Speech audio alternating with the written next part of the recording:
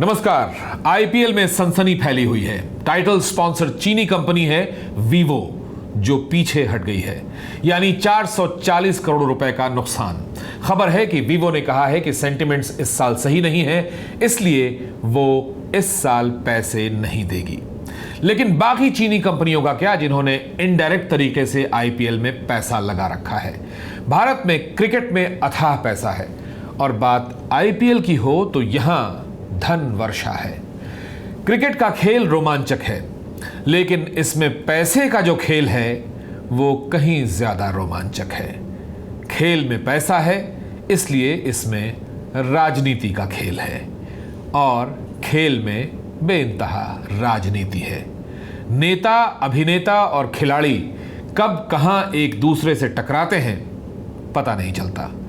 जनता धूम धड़ाके से खुश होती है, ताली बजाती है और खेल के पीछे हुए खेल से बेखबर सो जाती है। अगले दिन फिर अपनी फेवरेट टीम को चीयर करने के लिए हर जगह मौजूद होती है। स्टेडियम में, टीवी पर, लैपटॉप पर, मोबाइल पर, हर जगह की खाक छानती रहती है। सुनिए कैसे होता है पैसे का खेल। आईपीएल की मीडिया राइट्स से सिर्फ 2018 में 3,300 करोड़ रुपए बीसीसीआई को मिले। स्पॉन्सरशिप से 700 करोड़ रुपए मिले। सिर्फ वीवो ने ही 440 करोड़ रुपए दिए, यानी सालाना 440 करोड़ रुपए का करार है वीवो का। इतने पैसे को अलग अलग टीमों में बांटने के बाद बीसीसीआई का मुनाफा हुआ 2000 करोड़ रुपया। लेकिन इस बार बॉयकॉट आईपीएल ट्रेंड कर रहा है। क्यों? क्योंकि इसमें चीन का पैसा लगा है और चीन ने इस साल सरहद पर हमारे जवानों को शहीद किया है। इसलिए चीनी कंपनी वीवो की स्पॉन्सरशिप इस बार नहीं होगी। बीसीसीआई को 2022 तक हर साल 440 करोड़ रुपए दिए जाने की डील थी। अगर इस बार वीवो से पैसे नहीं लिए गए तो यह डील 2023 तक कर दी जाएगी, ऐसी भी खबर है। आईपीएल इस बार यूएई में करवाए जाने का फैसला किया गया है। 19 सितंबर से 10 नवंबर तक दुबई, शारजाह और अबू धाबी में मैच खेले जाएंगे। कोरोना की वजह से पूरी तरह से सोशल डिस्टेंसिंग के नियमों का पालन करते हुए मैच खेले जाएंगे, ऐसा बताया जा रहा है। शुरू के मैचों में दर्शक नहीं रहेंगे। डगआउट एरिया में लिमिटेड खिलाड़ी बैठेंगे। कमेंटेटर्स 6 फीट की दूरी बनाए रखेंगे। Dubai international cricket stadium, Sharjah cricket stadium और अबू धाबी का शेख जायद क्रिकेट स्टेडियम तैयार हो रहा है। इनमें से किसी की भी कैपेसिटी 25,000 से ज्यादा की नहीं है, लेकिन गेट मनी की परवाह किसे है? दर्शक आए या ना आए। हाँ, दर्शकों के रहने से टीवी के लिए माहौल बनता है। कुछ खिलाड़ियों का भी कहना है कि दर्शकों से घनघनाता हुआ स्टेडियम उनमें जोश भर देता है। लेकिन अब दर्शकों की जगह पर कैमरा है। उस कैमरे से करोड़ों दर्शकों तक पहुंचा जा सकता है। यही कारण है कि स्पॉन्सरशिप में 550% का उछाल आया है। मौजूदा स्पॉन्सर तो आईपीएल को माला माल किए हुए हैं, भले ही वो चीनी कंपनी है।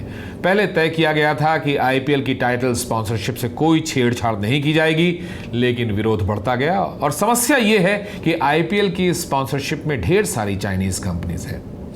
सरकार ने चीनी ऐप्स पर तो रोक लगा दी है। कुल मिलाकर 59 ऐप्स पर पाबंदी लगाई गई थी और 275 ऐप्स पर नजर रखे जाने की बात कही गई थी। लेकिन सवाल ये उठे कि आईपीएल में जो चीनी पैसा लगा हुआ है उस पर रोक लगनी चाहिए या नहीं। आईपीएल की चीनी कंपनी के स्पॉन्सरशिप को लेकर सोशल मीडिया पर भी काफी नाराज हुए उसके फैंस। उनका कहना है कि सरहद पर हमारे जवानों का खून बहाने वाले चीन से या चीन की किसी कंपनी से आईपीएल का कोई संबंध नहीं होना चाहिए। फैसले के कुछ ही देर बाद बॉयकॉट आईपीएल ट्रेंड करने लगा।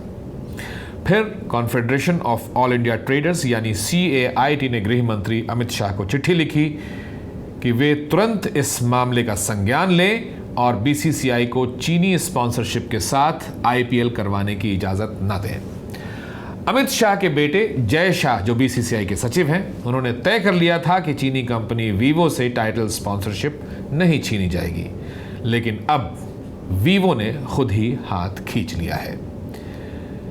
लेकिन ढेर सारी चीनी कंपनियां अभी भी मौजूद हैं आईपीएल में।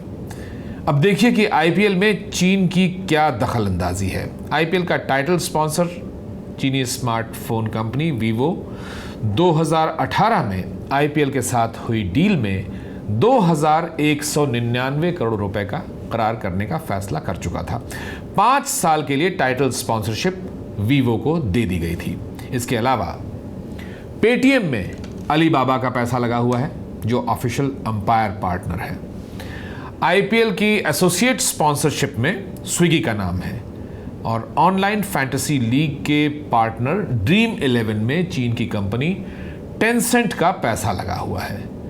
दर्शकों के लिहाज से आईपीएल दुनिया की सबसे बड़ी लीग है और लोकप्रियता के लिहाज से दुनिया की 6ठी सबसे मशहूर लीग है। आईपीएल जब से शुरू हुआ है तब से भारतीय क्रिकेट में पैसों की बरसात हो रही है। पहले डीएलएफ ने अथाह पैसे लगाए। उस समय डीएलएफ ने 5 साल के लिए 200 करोड़ रुपए का डील किया था, लेकिन मियाद पूरी होने के बाद डीएलएफ ने स्पॉन्सरशिप दोबारा हासिल नहीं की। बीसीसीआई ने 300 करोड़ के बेस प्राइस से नए स्पॉन्सर्स को दावत दी। उस समय आईपीएल कई तरह के विवादों में घिर गया था। मैच फिक्सिंग में बड़े बड़े खिलाड़ियों के नाम आ रहे थे और आईपीएल की साख को बड़ा धक्का लग चुका था। इन सब के बीच पेप्सी कंपनी आगे आई और लगभग 400 करोड़ में स्पॉन्सरशिप डील फाइनल हुई। लेकिन समय से पहले ही स्पॉट फिक्सिंग के विवाद के बीच पेप्सी ने हाथ खींच लिए और उसके बाद एंट्री हुई चीनी मोबाइल फोन कंपनी वीवो की, और वीवो ने सारे पिछले रिकॉर्ड्स को तहस नहस कर दिया। वीवो से लगभग 440 करोड़ सालाना की डील हुई। यह पिछली डील के मुकाबले लगभग 554% की बढ़ोतरी के साथ हुई। बीसीसीआई के खजांची अरुण धूमल ने कहा है कि हम भारत सरकार के नियमों के हिसाब से चल रहे हैं। सरकार अगर कहेगी कि चीनी कंपनियों से कोई संबंध नहीं रखना है तो हम नहीं रखेंगे। वैसे भी जो पैसे मिलते हैं उसका 42% हिस्सा सरकार लेती है टैक्स के रूप में। चीनी कंपनियों से तो सरकार का फायदा ही फायदा है। अब जनता चाहे जितनी नाराजगी दिखाए, असली खेल ऊपर ऊपर होता है। हाथी के दांत दिखाने के और खाने के और आप सब जानते ही हैं कि चाहे जितने ढोल बजा लें, इस दुनिया में जहां जहां धंधे की बात होती है तो घूम फिर के बात वहीं आती है, सबसे बड़ा रुपया। इसके पहले की लाइन आप जानते हैं। नमस्कार।